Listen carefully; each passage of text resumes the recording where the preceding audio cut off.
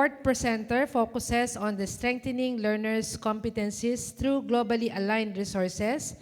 We are pleased to introduce Ms. Maria Clara Palisuc, Master Teacher 1 of Northville Integrated School, who will present our proposal titled, Development of PISA-Aligned Supplementary Learning Materials. This presentation highlights innovative approaches to enhancing learning outcomes through internationally benchmark materials. Please help me to welcome Miss Maria Clara Palisok. So, good morning. To everyone, especially to our esteemed panel for this morning. So allow me to present my application of learning and development on the development of PISA-aligned supplementary learning materials. So just to give you an overview, this will be the subtopics that I will be sharing to everyone. So I will be presenting the context and the rationale. Second would be the description of the attended training. Third would be the objectives, followed by the proposed action plan. Finally, the work plan and the timelines. So we may be asking, why PISA-aligned supplementary materials? So in 2018, the Department of Education first participated in PISA as a part of its quality basic education reform plan and its efforts to align Philippine basic education with global standards. Furthermore, it attempts to use PISA results along with existing national assessments and studies as baseline data and benchmarks for its reform and improvement agenda in policies and programs. So in the national scale, this is one of the reasons why I am presenting this proposal. Furthermore, just to quantify what I've shared a while ago, let me present the results. So in the PISA 2018, the Philippines scored 340 in reading, 353 in math, and 357 in science. So all of these are below the average of the OECD participating countries. In the PISA 2022, there was a slight improvement. In reading, the score became 347, and in math, 355. Although there was a slight improvement, still, the averages were still below the OECD standard. To add to that, only 24% of the Filipino test takers can determine the main idea of moderately lengthy text, detect information from explicit and complex criteria, and reflect on the intent and forms of text when explicitly instructed to do so. So these are the national results. Now, just to give you results in the micro level, so just to cite lang po, in the English second quarter exam, the MPS for this school year, in grade 7, it's 47.26, grade 8, 46.03, in grade 9, 69.11, and then for grade 10, 44.12. So all of these are below the acceptable rating that we are aiming for.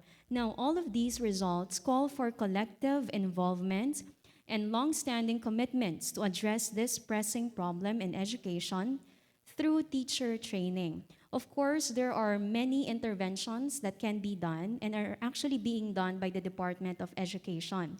But the Second Congressional Commission on Education suggests to have teacher training as an instrumental support measure in improving PISA results. Kaya naman po, this is being proposed. Now, what is the existing gap given this need?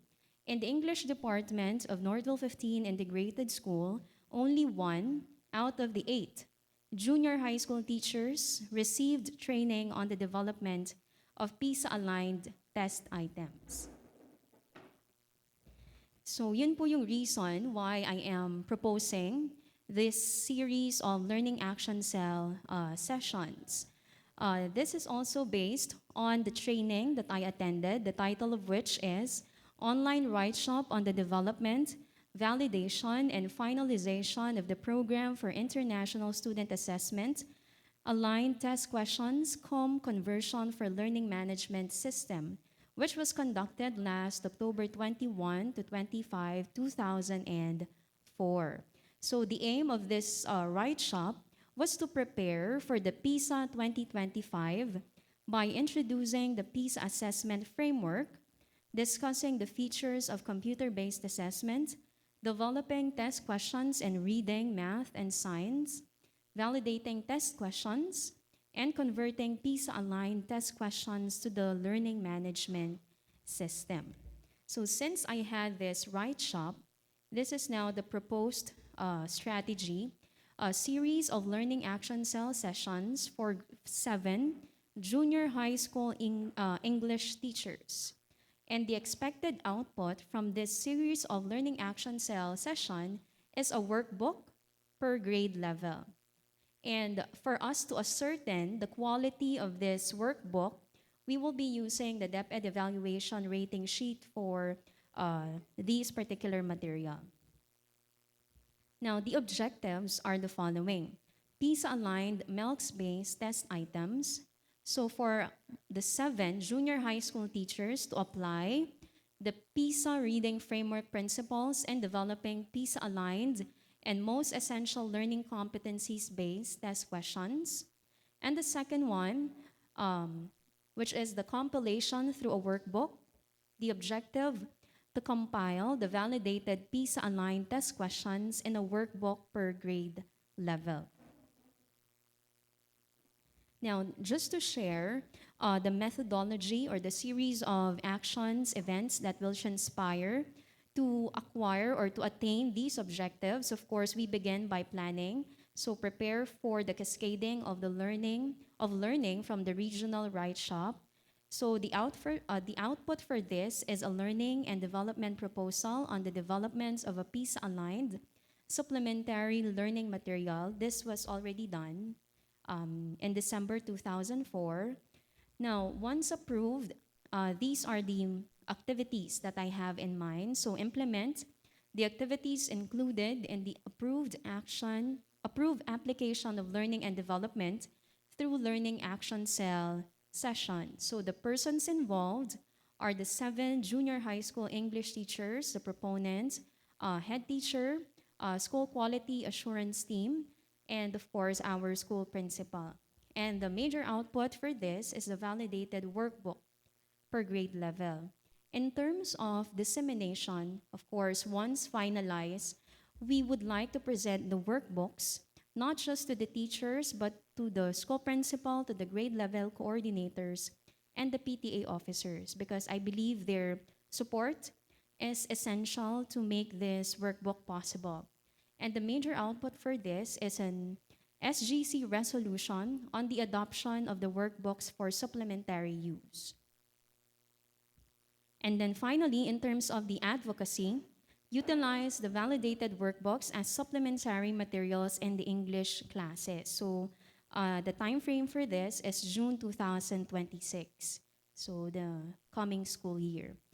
So the major output, accomplishment report, narrative reports from the utilization. So for the work plan and the timelines, so for January 2026, assuming that this proposal will be approved, so we will conduct the 2 LAC sessions. The first one is the introduction to the PISA reading framework. The second session, the focus would be the anatomy of the PISA items.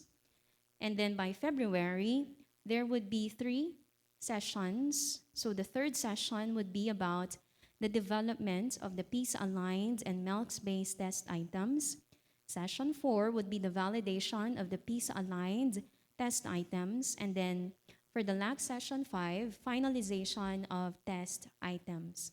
And then by March 2026 would be the presentation of the workbooks. And then by June 2026 would be the actual use of workbooks. Now, I do understand that by 2026 of June, it will be the first time that the students will be introduced to this workbook. So as the proponent, I am open to changes in terms of the workbooks, depending on the experience of the students in using this material. So these workbooks will still be open for improvements as the students use them next school year. So for the references, so I consulted the following. So that is all for my proposal. Thank you very much po for listening.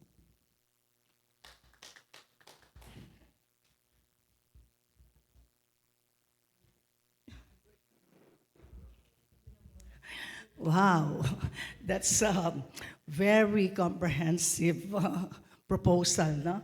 So, una, talagang ang rationale, no?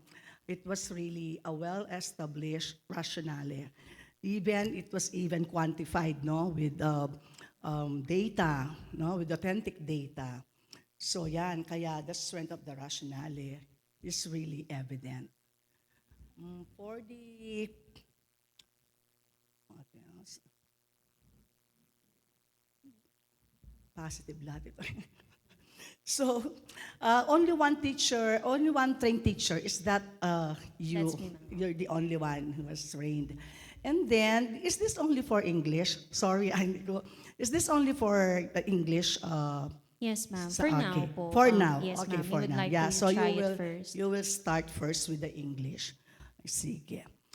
Oh, so wala na akong kasi even in the description of the proposed LND, it's very clear, no? And actually, it really it would really address the issues or the, that were cited in the rationale or background. And then for the validation, ma'am, who will do the validation of the PISA-Aligned? It will be done during the LAC session Yes, ma'am. together with the English teachers only and the school So head. for the validation, ma'am, we have the head teacher, Ma'am Ah, Diane, okay. who also attended this training. And then the school principal, of course, his inputs will be valuable in improving the test items. And then would be the other participants would be the members of the school quality assurance team. Yes, yeah. They should be involved in the validation kasi parang hindi ko siya na-capture, no? Or hindi ko siya narinig kanina. All right, and then what is commendable in your project is the inclusion or the engagement of all involved in the education of our learners, no? The entire stakeholders. And what is really commendable is that the proposed workbooks or the validated workbooks will be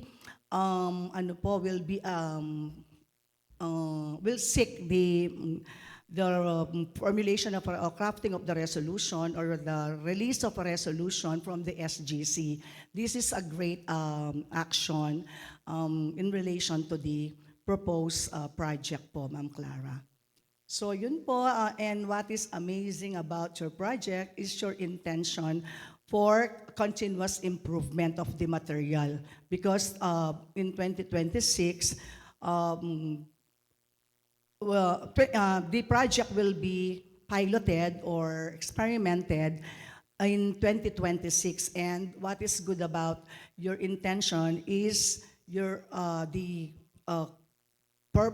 continuous improvement of the material based on the feedback of the teachers as well as the learners. No? Okay, so congratulations Yay, for thank you po. that well done, well established project proposal. Any more? I mean,